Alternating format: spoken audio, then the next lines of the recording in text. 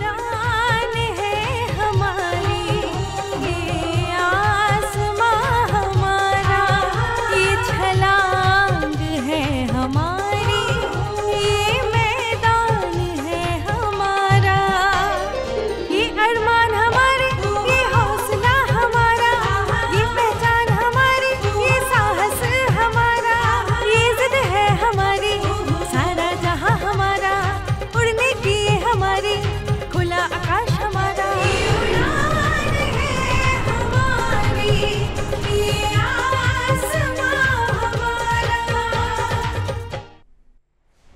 नमस्कार। समस्त नारी शक्ति को समर्पित इस विशेष कार्यक्रम का हो गया है आगाज़। जी हाँ दर्शकों, आप देखना शुरू कर चुके हैं हमारा कार्यक्रम खुला आकाश।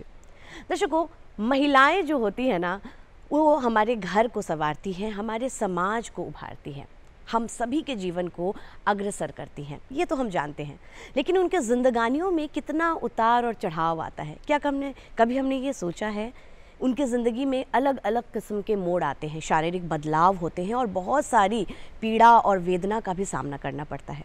ऐसे में कई बार मानसिक रूप से उन्हें सहायता की ज़रूरत होती है। और इतना ही नहीं, बल्कि अगर हम बात करें इकोनॉमिकली भी, तो वो चाहती हैं कि आज की आधुनिक महिलाएं जो है ना, वो पूरी तरीके से आधुनिकता के साथ चले और वो रोज़गार के भी नए नए आयामों को चुन सके। और ऐसे में बहुत ज़रूरी हो जाता है कि वो जो महिलाएं हैं, वो महिला अपने ऊपर आत्मनिर्भर बन जाएं। और आत्मनिर्भर बनने के लिए वो क्या कुछ कर सकती हैं, यही आज हम बताने वाले हैं इस विशेष कार्यक्रम में। क्योंकि आज हमारे साथ एक बहुत ही ख़ास मेहमान जुड़ने वाली हैं। केवल इतना ही नहीं दर्शकों, बल्कि जैसा मैंने कहा कि मन मस्तिष्क में भी बहुत सारी बातें चलती रहती हैं, हमें शांति की भी आवश्यकता होती है। और वैसे में ऐसा कौन सा क्षेत्र है जिसके अभ्यास मात्र करने से ही हम उस शांति का अनुभव कर सकते हैं? ये सारी बातें आज हम जानेंगे दर्शकों। लेकिन जैसा कि हम जानते हैं कि बिहार एक ऐसा राज्य है जो कि कला से समृद्ध है। जी हाँ, कला एक ऐसा क्षेत्र जिसे केवल अभ्यास मात्र करने से ही हमें मन शांति मिलती है। और इतना ही नहीं, बल्कि रोज़गार के भी नए नए आयाम खुलते भी हम देख पा रहे हैं। इन सारी बातों को और भी बेहतर तरीके से समझते हैं और देखते हैं हमारे आज के सॉफ्ट स्टोरी के माध्यम से। आइए देखते हैं हमारा ये सॉफ्ट स्टोरी। संपूर्ण संसार में नारी सर्वाधिक सुंदर, आकर्षक, मोहक और गुणवान समझी गई है। प्रकृति ने महिलाओं में यह नैसर्गिक गुण दिया है कि वे किसी भी चीज को रचनात्मक नजर से देखती हैं। और यही रचनाधर्मिता जब उनके व्यवहार एवं क्रिया में परिवर्तित होती है तो कला का अंकुरण होता है। इन्हीं लोक कलाओं में समाज की आत्मा बसती है और इसकी निरंतरता में महिलाओं की भूमिका अत्यंत महत्वपूर्ण रही है। स्त्रियां न केवल कला की वाहक हैं, बल्कि वे उसकी सृजनकर्ता, संरक्षक और संवाहक भी हैं। कला का अर्थ केवल चित्रकारी या नृत्य संगीत तक सीमित नहीं है, बल्कि इसमें कढ़ाई, बुनाई, लोकगीत, हस्तशिल्प, आभूषण निर्माण, कठपुतली कला, पारंपरिक व्यंजन, त्योहारों की सजावट, कथा कथन आदि सभी विधाएं शामिल होती हैं। कला हमारी संस्कृति, विरासत, परंपराओं, विश्वासों और रहन सहन को अभिव्यक्त करती है, जो पीढ़ी दर पीढ़ी मौखिक या व्यावहारिक रूप में आगे बढ़ती है। अगर हम चित्रकारी की बात करें तो इसमें मधुबनी पेंटिंग, फुलकारी, पिथोरा, वर्ली, टिकुली, सिक्की कला, फर्द, कलमकारी आदि प्रमुख हैं, जिसे महिलाएं ही प्रमुखता से बनाती और सहेजती आ रही हैं। विश्वविख्यात मधुबनी पेंटिंग को मुख्यतया मिथिला क्षेत्र की महिलाओं द्वारा ही बनाया जाता है। इसे दीवारों, फर्शों, कागजों और कपड़ों पर प्राकृतिक रंगों से बनाया जाता है। इसी तरह वर्ली पेंटिंग को महाराष्ट्र की जनजातीय महिलाएं चावल के आटे और गेरू से बनाकर इसमें लोक जीवन की झलक प्रस्तुत करती हैं। राजस्थान, गुजरात, पंजाब, नागालैंड, कश्मीर आदि की महिलाओं ने पारंपरिक कढ़ाई जैसे कच्ची कढ़ाई, फुलकारी, जरदोजी, चिकनकारी आदि को जीवित रखा है।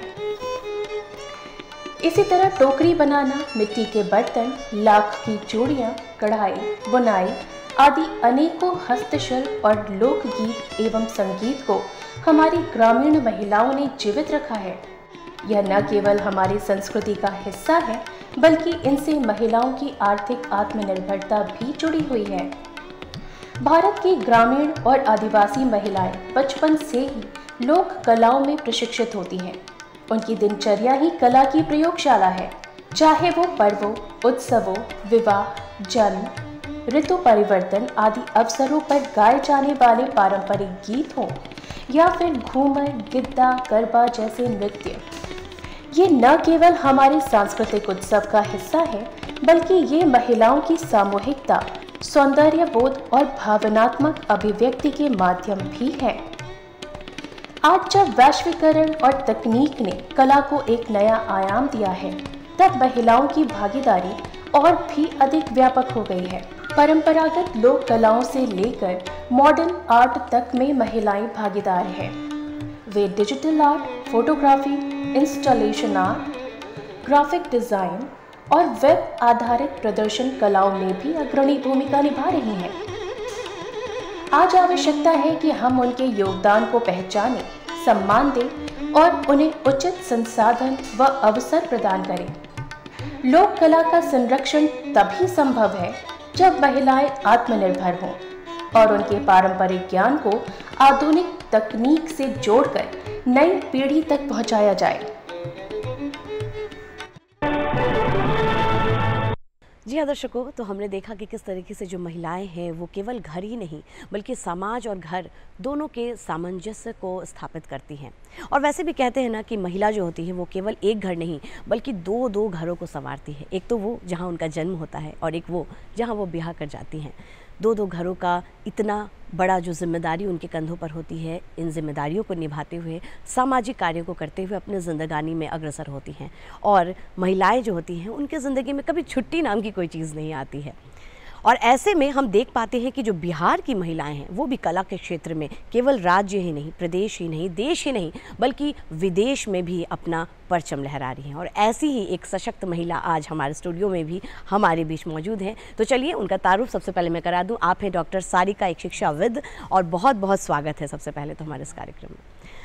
जैसा कि हमने देखा और हम जानते हैं कि जो एक महिला है वो क्या कुछ नहीं कर सकती है, उसके एक जीते जागते उदाहरण आप स्वयं हैं। ऐसे में मैं चाहूँगी कि आप हमारे दर्शकों को ज़रूर बताएं कि आपकी ज़िंदगानी कैसी रही और अभी आप क्या कुछ कर रही हैं महिला सशक्तिकरण को लेकर, और आप खुद को कितना सशक्त महसूस कर पा रही हैं और क्यों। देखिए, अब महिला के सशक्त होने की अगर बात करें तो वो ऑटोमेटिकली भगवान की तरफ से जो दी गई हैं चीज़ें प्रकृति प्रदत्त, वो बहुत स्ट्रांग है। बस ज़रूरत है कि अपने आप को हम समझने की कोशिश करें। और ये प्रवृत्ति हमारे अपने आप से उत्पन्न होनी चाहिए। वो किसी के कहने या फिर किसी कार्यक्रम के तहत उसको उजागर करने की ज़रूरत नहीं है, क्योंकि एक नैसर्गिक गुण है उसमें कि एक नए जीवन को वो उत्पन्न करने की क्षमता रखती है, जो गॉड गिफ्टेड है। दूसरी बात कि सबसे पहले तो भगवान की सबसे खूबसूरत कृति है एक महिला, जो अपने आप में कला और पूरे समाज को एक नए तरीके से नए आयाम पे पहुंचाने की क्षमता लेकर के वो धरती पे आती है। उसके बाद अब ज़रूरत है कि हम उन महिलाओं में अपने आप को देखें कि हम क्या कर सकते हैं। तो बहुत सारी चीज़ें हैं, लेकिन हमारे अंदर जो क्षमता है ज़रूरत है उसको पहचानना और अपने समय का सदुपयोग करना। जैसे बचपन से हमने पढ़ाई के साथ साथ ऐसे हमने 2 सब्जेक्ट में PhD किया है, साथ में प्रशिक्षण का कार्यक्रम भी चलता रहा है, और व्याख्याता के पद पर 10-12 साल काम करते हुए हो गए। उसके बाद तो अभी शिक्षा विभाग में अभी भी शिक्षा विशेषज्ञ के रूप में कार्यरत हैं। साथ में महिलाओं के सपोर्ट में अगर कहें कि कार्यक्रम की बात, तो उस तरीके से नहीं, बल्कि ज़रूरत है कि उनके स्किल डेवलपमेंट में हम लोग इन्वॉल्व हों, क्योंकि उनके पास तो ऑटोमेटिकली जो नैसर्गिक गुण है उसके अनुसार वो बहुत सारा काम जो घर में करती हैं। ज़रूरत है कि उन सारी चीज़ों को एक बार हाईलाइट करके बाहर ले करके आएँ, और वो सारी कलाएँ जो हैं वो बाहर घर के अंदर बंद होके ना रह जाएँ। होता क्या है, जैसे आपने अभी बहुत सही कहा गया कि महिलाओं के लाइफ में वो छुट्टी नहीं होती, आराम नहीं होता है, तो वो बहुत परेशान होती हैं इस वजह से, क्योंकि रेस्टलेस लाइफ जो है बड़ा मोनोटोनस लाइफ होगा। तो हमारे लाइफ में कभी ऐसा नहीं हुआ। मेरे पास सोचने और करने के लिए इतनी सारी चीज़ें हैं कि लगता है एक दिन 24 घंटा का ही क्यों होता है, उससे थोड़ा अधिक होता तो शायद हम बहुत कुछ और कर पाते। उसका रीज़न यही है कि शिक्षा में अपने आप को अग्रसर रखते हुए बहुत सारी एक्टिविटी जो हैं वो शिक्षा विभाग की तरफ से जो असाइनमेंट है वो तो अलग चलता ही है। साथ में बचपन से ही हमने संगीत सीखा है और शास्त्रीय संगीत सीखा है। आज के डेट में तो वो अभी फोक संगीत में, लोक संगीत में ज़्यादा इन्वॉल्वमेंट है क्योंकि इसकी ऑडियंस ज़्यादा है। और साथ में लोक कला जो है अब विलुप्त होती जा रही है। अगर आज के नए जनरेशन की बात करें तो बच्चे बहुत दूरी बना करके चल रहे हैं। उनको हर चीज़ वेस्टर्न कल्चर, नई चीज़ें, नई टेक्नोलॉजी का इस्तेमाल हम अपने वो पारंपरिक चीज़ों को अलाइव करने में भी कर सकते हैं। इनफैक्ट वही ज़्यादा ज़रूरी है क्योंकि टेक्नोलॉजी इसलिए नहीं आया है कि किसी पुरानी चीज़ को रिप्लेस कर दें। ज़रूरत है, चाहे एज अ वुमेन हम अगर देखें अपने लाइफ में तो हो सकता है कि हम बहुत पहले जो जीवन जीते थे उसमें आज से 20-25 साल पहले जो चीज़ें नहीं थी, आज जाहिर सी बात है कि बहुत सारी चीज़ें बदल गई हैं। लेकिन इन सारे टेक्नोलॉजीज़ का, ICT का इस्तेमाल अगर हम क्रिएटिविटी के फील्ड में करें, कला के क्षेत्र में करें, अपने लाइफ को अपलिफ्ट करने के क्षेत्र में करें, अपने आप को कहे तो सेल्फ डिपेंडेंट बनाने में, तो वो बहुत ज़रूरी है कि हम अपने लाइफ को किस नज़रिए से देखते हैं, किस तरीके से लेकर के चलते हैं। तो कभी ऐसा नहीं हुआ कि बहुत घुटन सी हो रही है या फिर कुछ और करना चाहते थे। I am a blessed child कि मेरे पेरेंट्स हमको बहुत कोऑपरेट किए और मेरी मदर ख़ास करके कि जिस भी फील्ड में करना हो, जैसे शिक्षा विभाग में अगर जाने की बात कहें तो PG के बाद से ही BA MAd करने के बाद जस्ट पोस्टिंग पटना यूनिवर्सिटी में हमारी हो गई थी तुरंत एज अ असिस्टेंट प्रोफेसर। उसके बाद उस जनरेशन में भी गार्डनिंग का काम, पेंटिंग, कोलाज तैयार करवाना और बच्चों को डिफरेंट तरह के स्किल्स, साथ में डांस कोरियोग्राफ करना और उनको गाना सिखाना, क्योंकि ये हमारा पार्ट ऑफ करिकुलम भी था। अभी भी नई शिक्षा नीति 2020 की अगर बात करें तो सारे डिसिप्लिन्स में इसका प्रावधान रखा गया है कि हम अपने हर विषय के साथ आर्ट को कनेक्ट करें, कोरिलेट करें, क्योंकि किसी भी काम को करने के साथ साथ जाहिर सी बात है कि एक नेचुरल एक्टिविटी है कि हम थक जाते हैं जब मोनोटोनस होता है, एक जैसे एक रूपता के साथ चले जा रहे हैं, आगे कोई चेंजेस नहीं आ रहा है लाइफ में। तो वैसे कंडीशन में आपके अंदर ही बहुत सारी कलाएं छुपी हुई हैं। ज़रूरत है कि उन दबी हुई इच्छाओं को और अपने आर्ट को, किसी भी आर्ट को ले लें, या आइदर वो कुकिंग है, कुकिंग भी एक बहुत बढ़िया आर्ट है जिस पे लाइफ वेस्ट है। अगर हम बात करें कुकिंग की तो वो एक अपने आप में कंप्लीट पैकेज है जो एक स्वस्थ शरीर के साथ साथ स्वस्थ परिवार और समाज को विकसित करने की क्षमता रखता है। और दूसरी बात कि हम अपने अलग अलग सेगमेंट्स को अगर देखें तो उसमें कलाकृति तो अपने आप में एक बहुत ही खूबसूरत चीज़ है जो जीवन को बड़ा खूबसूरत बनाता है, जीवन को खूबसूरत बनाता है। और इसी के साथ साथ मुझे ऐसा लग रहा है ना कि आपकी ज़िंदगी के और आपकी खूबसूरती का राज भी यही है, कला। आपने जैसा कि बातचीत के अभी क्रम में कह ही दिया कि आपने भी संगीत शिक्षा ली और कहीं ना कहीं तभी जो है आपके जो इस व्यस्त जीवन से आपको मानसिक तनाव का कभी भी सामना नहीं करना पड़ता है। तो ऐसे में ये पावन महीना है हमारा सावन का, और चूंकि आपने जिक्र किया ही है तो मैं चाहूँगी कि हमारे प्यारे दर्शकों को क्यों ना कार्यक्रम की शुरुआत में ही आप कुछ भजन गुनगुना कर जरूर सुना दें। बिल्कुल। हमारे यहाँ के जो मुख्य भाषा, क्षेत्रीय भाषा की बात करें भोजपुरी और मैथिली, तो भोजपुरी में शिव भजन का 2 लाइन सुनाती हूँ। बिल्कुल। खोली ना के मातल हो नयनवा शिव शंकर दानी, खोली ना के मातल हो नयनवा शिव शंकर दानी। क्या बात है। आप कहना चाह रही हैं अपने भजन के माध्यम से कि शिव जी जो है वो अपने नेत्र खोले, हम सभी पर दया दृष्टि दिखाएं। क्या बात है, बहुत खूबसूरत। और यही तो लोक कला, लोक संस्कृति और लोक संगीत की खूबसूरती है कि हर एक पर्व, हर एक दिन के लिए एक खूबसूरत सा गीत होता है और यही लोक कला है। और कहते हैं कि लोक संगीत से ही संगीत जो है वो निकल कर आया है। आपने कहा कला के क्षेत्र में रहते हुए कहीं ना कहीं आपको मन शांति भी मिलती है, आप रोज़गार के भी अलग अलग आयामों को देख पाती हैं। और हमारे जो दर्शक हैं वो जानने के लिए बहुत ज़्यादा उत्सुक है कि किस तरीके से कला के क्षेत्र में अगर वो अभ्यासरत रहें और इस क्षेत्र में आए तो वो अगर कम शिक्षा प्राप्त भी की हुई है या फिर कहीं ना कहीं शिक्षा उनकी बाधित भी हुई है ज़िंदगी में, तो भी वो रोज़गार के नए आयामों को छू सकती है। किस प्रकार, आप बताएं प्लीज़।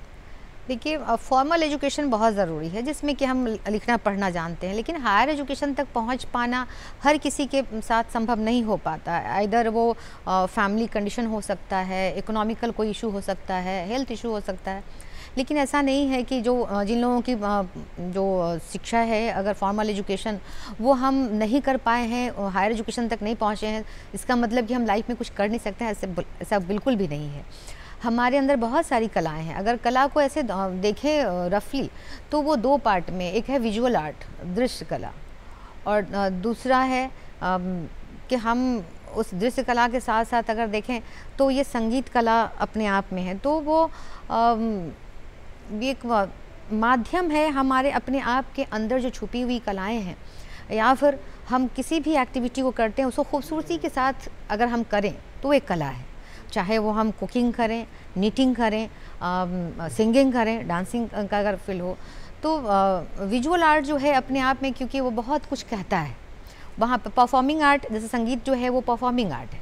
तो हम परफॉर्मिंग आर्ट में निरंतरता के साथ लगे होते हैं, अभ्यास करते हैं। इसमें गुरु के साथ जो सानिध्य है एक लंबे अरसे तक चलता है, क्योंकि इसके गुण रहस्य को समझना, सीखना, अभ्यास करना एक निरंतरता के साथ बना होना चाहिए।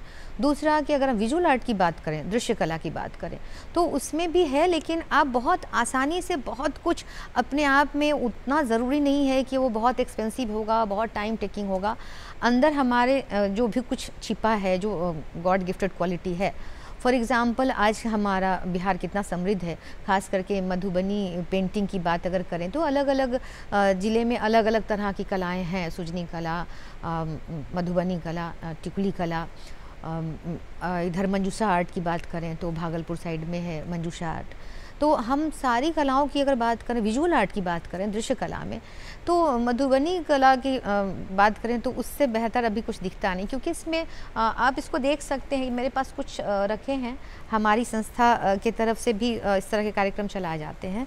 तो हम लोग मतलब सरकार इस तरह का बराबर कार्यक्रम चलाती है जिसमें महिलाओं को, जो महिला कुछ करना चाहती हैं, अपने जीवन में स्वावलंबन की तरफ जाना चाहती हैं, तो उन लोगों के लिए कई सारे ऐसे प्रावधान हैं कि वो उनको आर्ट के बारे में सिखाती हैं, सिखाया जाता है, और साथ में उनको एक रोज़गार दिया जाता है कि आप अपने हुनर को तलाशिए, तराशिए, और इस शिक्षण के बाद आप मार्केट तक अपने आप को कनेक्ट कर पाते हैं।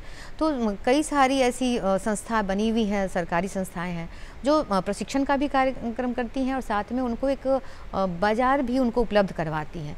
तो हमारे अंदर जो कला है, ज़रूरत है कि हम उन प्रावधानों तक पहुँचें।